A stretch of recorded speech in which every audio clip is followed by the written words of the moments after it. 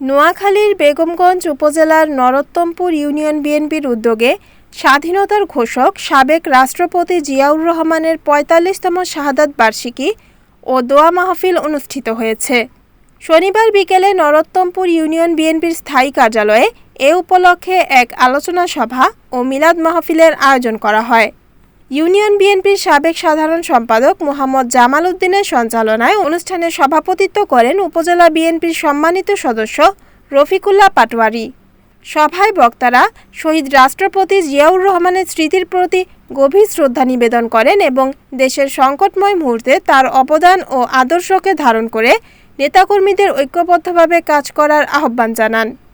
অনুষ্ঠানে নরোত্তমপুর ইউনিয়ন বিএনপির আওতাধীন সকল ওয়ার্ডের সাবেক সভাপতি, সাধারণ সম্পাদক, ইউনিয়ন যুবদল, স্বেচ্ছাসেবক দল এবং ছাত্রদল সহ মূল দল ও বিভিন্ন অঙ্গ সহযোগী সংগঠনের বিপুল সংখ্যক নেতাকর্মী ও স্থানীয় জনসাধারণ উপস্থিত ছিলেন।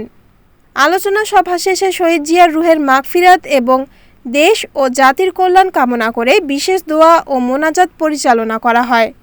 মোনাজাত শেষে উপস্থিত সবার মাঝে তবারক বিতরণ করা হয়। আপনারা এভাবে আসবেন, আমাদের সাংগঠনিক প্রক্রিয়া যেন শক্তিশালী হয়, আপনাদের সহযোগিতা কামনা করি।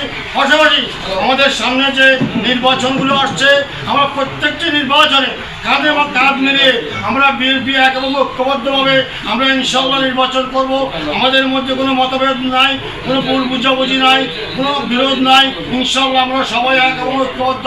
আমাদের দলের থানা কমিটি আছে, আমাদের এমপি সাহেব আছে, উনি যাদেরকে মনোনয়ন দিবে, আমি রবিকে দিলেও আমি মেনে নেব, জামালকে দিলেও মেনে নেব, যাকে দেয় আমরা তার পক্ষে কাজ করব এবং আপনাদেরকে সবাইকে আমাদের ঐক্যবদ্ধ থেকে কাজ করার আহ্বান জানিয়ে আমি আমার সংক্ষিপ্ত রিপোর্ট মুহাম্মদ সুমন ভুইয়া, NNTV, নোয়াখালী।